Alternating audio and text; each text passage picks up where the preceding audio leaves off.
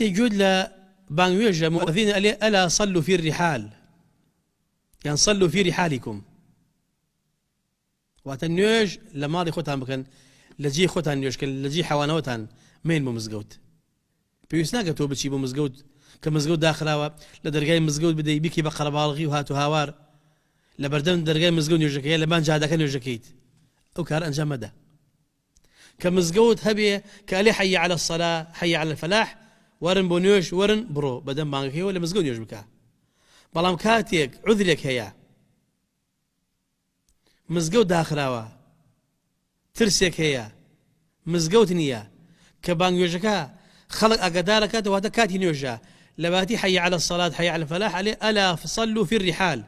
يعني صلوا في رحالكم وأتمين بونيوش لجي خوتها نيوشكن لما لو نيوشكن صلوا في بيوتكم لما لو نيوشكن لجي خوتها نيوشكن تو مي بمزقوت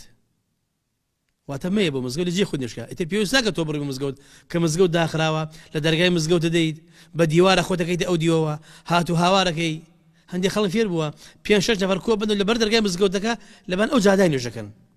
جادا خلق قرن نيوش جماعتك الإمام نيوش جماعة لمزقوت أكليه كمزقوت داخلها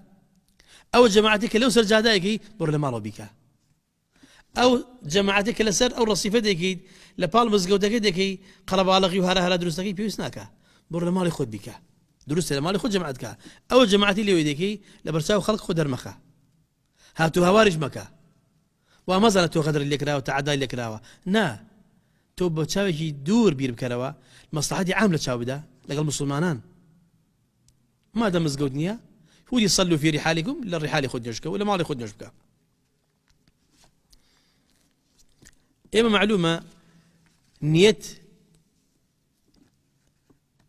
زوج رنجل أعمال كانت تو أهل جماعة بيت النية جماعة هي فريانك وتويا نتوين برويت ولا يخو مأجوريت هرب عزب نيتكات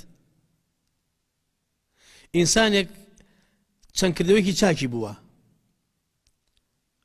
نخوش أكيو نخوشي بسريادية أو عبادة جارين مناكريها خوابو ينسيه يلا مالي خود لشاري خود كمل عبادة جوانت هي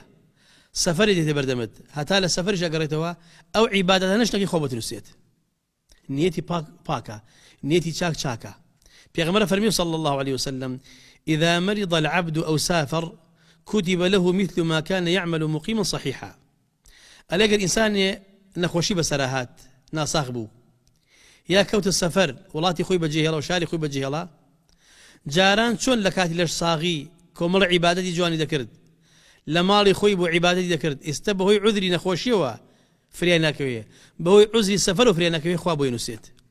توش نيت جماعتي إن شاء الله حديثي قشمان يا رسولي خافر مهركسي نيت جماعتي بيه هات مزقوتي جماعة توابو بو ينسيت مزقوت داخراوا من باب أولى إن شاء الله خوا أجر بو نسيت ترسيك أرن